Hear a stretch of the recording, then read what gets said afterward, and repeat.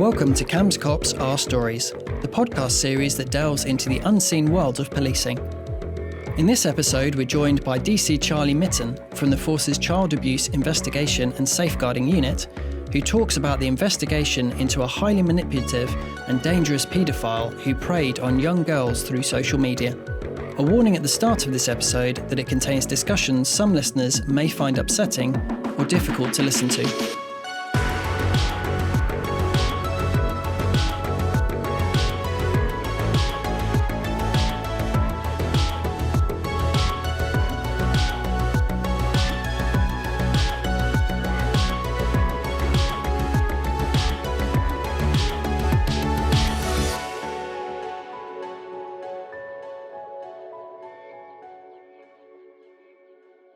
Just tell me a little bit really about what you do day to day. Give us like an example day for you. Oh, God. So we obviously get loads of investigations that get allocated to us. And you literally could have anything. You could have an assault on a child by a family member to then a rape. It literally can go from something quite small, obviously, and escalate quite quick. We work with part agencies, so we work with like the MASH, social care, schools and things like that. And if, for example, someone does a referral at a school and they've got concerns about a child, then it obviously gets escalated from that to social care. And then we get involved and there'll be like a strat and they'll make basically an outcome, whether it would be a Section 17, which is just a single agency, where it would just be social care intervention, or they'll decide that it's a Section 47 and they need police. It'll be a joint, so police and social care. So then we would go out and speak to the children and basically build up a bit of a rapport with them and find out what's happened. At the moment, it's quite busy. We're getting a lot, so juggling obviously your live jobs that come in and your ongoing investigations can be quite hard. But it's a full-on job, but it's great. It is absolutely great. Very worthwhile, I'd imagine. Yeah, definitely. Yeah. Good. And so narrowing it down to a specific case now. So tell us about Kevin Brock and how he first came to the attention of yourselves. So a bit of background, really. Obviously, Kevin Brock, he has just been obviously jailed for 32 years, and it all began because in February 2022, victim's mum come forward saying that she'd found some messages on her daughter's phone that she wasn't obviously quite happy about. There was indications that something was going on. Bear in mind, this young girl was under 13, and these messages were very not appropriate that you would send to a 13-year-old. And she come forward to the police to say, there's something going on, I'm not quite happy. It got allocated to me, and obviously that's when the investigation began. I downloaded victim's phone and saw there was over 1,000 messages between Kevin Brock and the victim. And he was basically grooming her, saying he would buy her lots of things, he would take her places.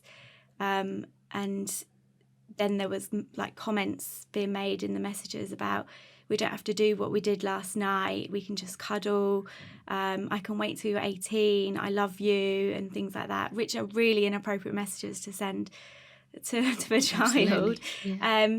So then I obviously interviewed Kevin Brock the first time and said to him, obviously, put all these messages to him. And he said that it wasn't meant in the way that he said, basically. He's saying that that she was a friend and that he did love her, but as a friend, and there was nothing more to it. And he said that he could see how the messages would come across, but he just said that's how he talks to most girls. But I knew deep down that there's something wasn't right. So myself looked into it even more and more, and there just was something just wasn't sitting right with me, and I couldn't figure out what it was. I downloaded his mobile phone, which was seized originally, and found indecent images of children on the device. which there wasn't loads, but there was a few which obviously raised my concerns even more. There was lots of pictures of the victim. Some were indecent, but could, if someone else had viewed it and didn't know the whole background, would have thought that it was nothing, if that makes sense, that he was just taking pictures or of normal sort of things. But for me, it still wasn't sitting right. And then it was about a year later, in January 2023, that a colleague of mine had an investigation where he was a suspect again, but it was transferred from another force. Right. And he was a suspect, and it was for engaging in sexual activity with a child online. And she had done some searches and also seized a device off him. She asked if I would grade the device because she wasn't grade trained, and I was like, yes, because I was like, there's something not right with the job that I've got. I know there's more to it. And I graded his phone and found thousands more indecent images of children, and found videos of him raping my victim and my victim's sister, which was awful. I get emotional. Yeah, it was a great. So yeah, and then there was also hundreds of other online victims. What happened next after you found that material on his phone? Well, along with that, I found that there was hundreds of online victims, and I realised that the investigation was bigger than for me just to handle by myself. Obviously, now we'd got a lot of evidence against Mr. Brock that he'd been obviously sexually abusing girls and obviously inciting hundreds of girls online to engage in sexual activity. So I escalated it to my boss thinking, help, I can't deal with this alone. Yeah. So then that's when it became Op Parallel, and a team was put together with some amazing officers that basically we worked long hours to get basically ready to arrest Brock.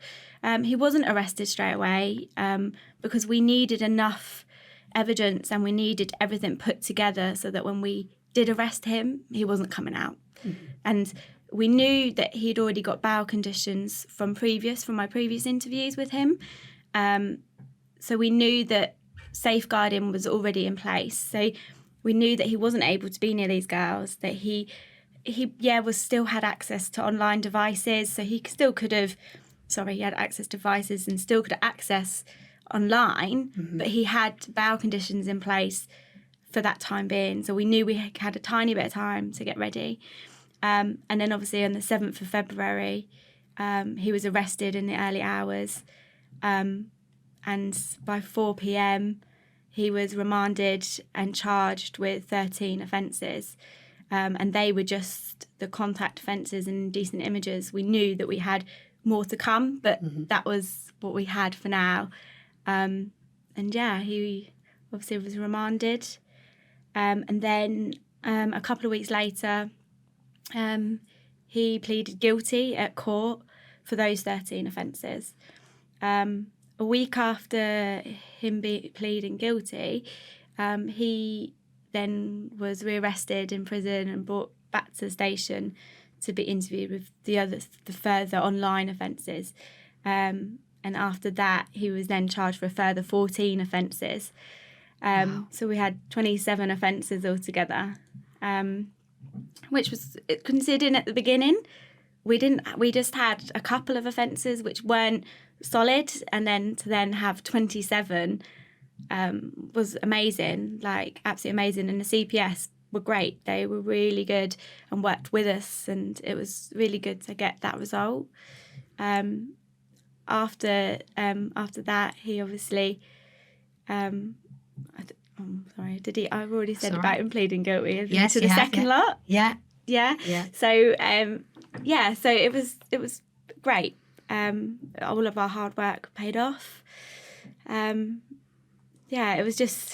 was like a feeling of relief that we had something on him, because he had, Brock had previous investigations before this come about, involving children, and they were all, there was no further action on any of them. So there was that element of, finally, we've got him. Yeah. And it was kind of like we felt justice for all the victims, even the ones previous, that it was probably true that what he's done to them, the previous investigations, but we could never prove it. So yeah, it was amazing feeling. And what was he like as a person? What was he like in interview? Cold.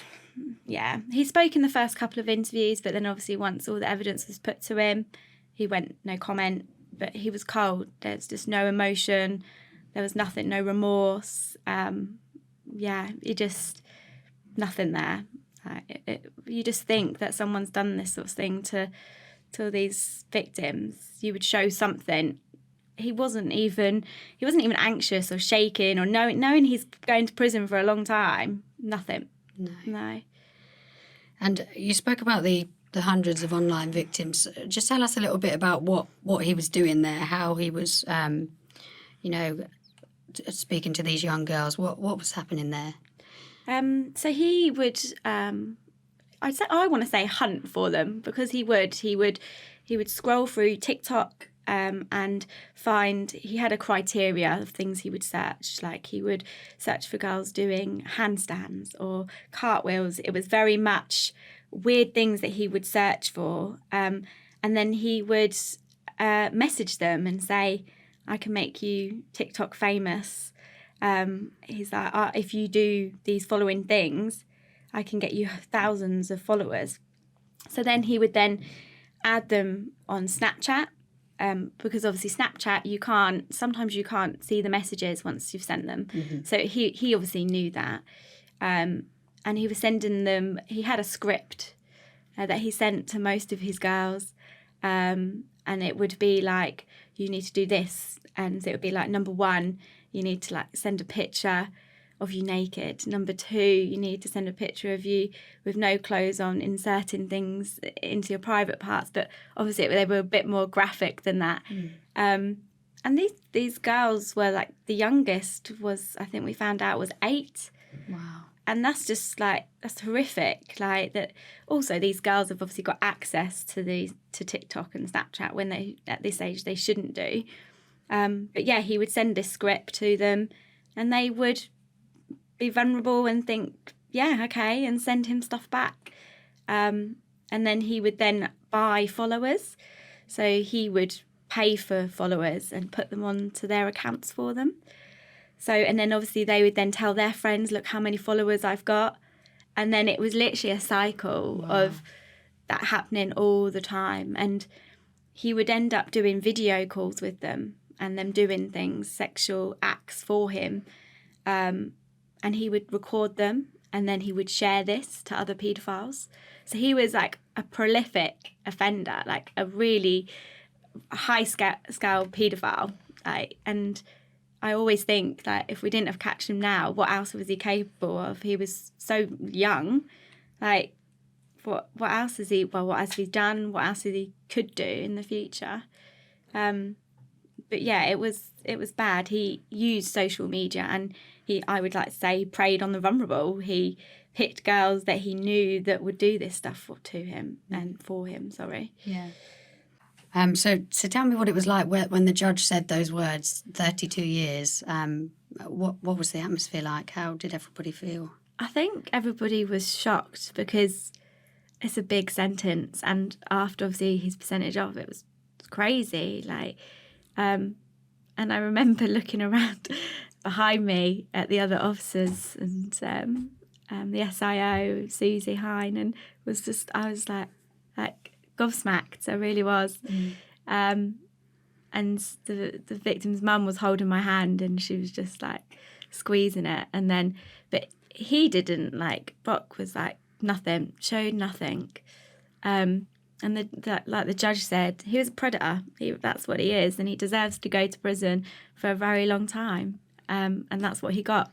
So it felt amazing. And as we left the courtroom, I got really emotional because I felt like it's the end, and I cried, and the victim's mum hugged me, and obviously she was quite teary, and she said, like, whispered in my ear, I couldn't have done it without you, and then I cried even more. But I was trying not to cry because obviously this is your job. You're like, you're trying to put on a brave face for the victim and the victim's family. But yes, we're police officers, but we're still human. We still feel things that everyone else does. And we have to see things that not everyone should have to see, but we do it for a good cause, and we do it for a good reason. And Absolutely. This was one of those times where all what I'd seen and what we'd done was worth it. Absolutely. And so talking about what Brock did in messaging these girls on social media, do you have a message for parents or guardians who may be listening to this and, may have children themselves?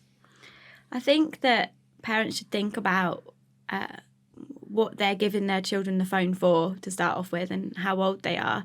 Like, if they're really young, do they need a mobile phone?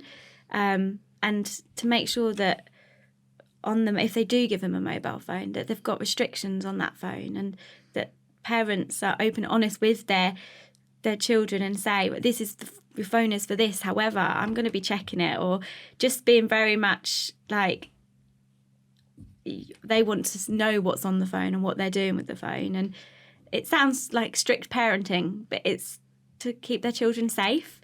And I, even now to this day, my sister's she's in her teens, and I check her phone all the time.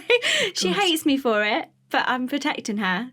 So, and I know deep down that I've done that, so she's fine. Like, I know what she's up to. And I think that's what parents should do. And if their children are asking for all these TikTok, Snapchat apps, wait until they're older, until they understand how to use it and what it's for. And they need to be aware of the risks that these social media platforms present. They're awful in some aspects. I don't agree with them. I don't agree that children should have them at a certain age. I do know that TikTok and Snapchat are working on their safety and their privacy settings and everything like that. So I think you have to be a certain age. But yeah, I definitely think that they should talk to their children about the phone, about what they're doing with it before they have it. Absolutely.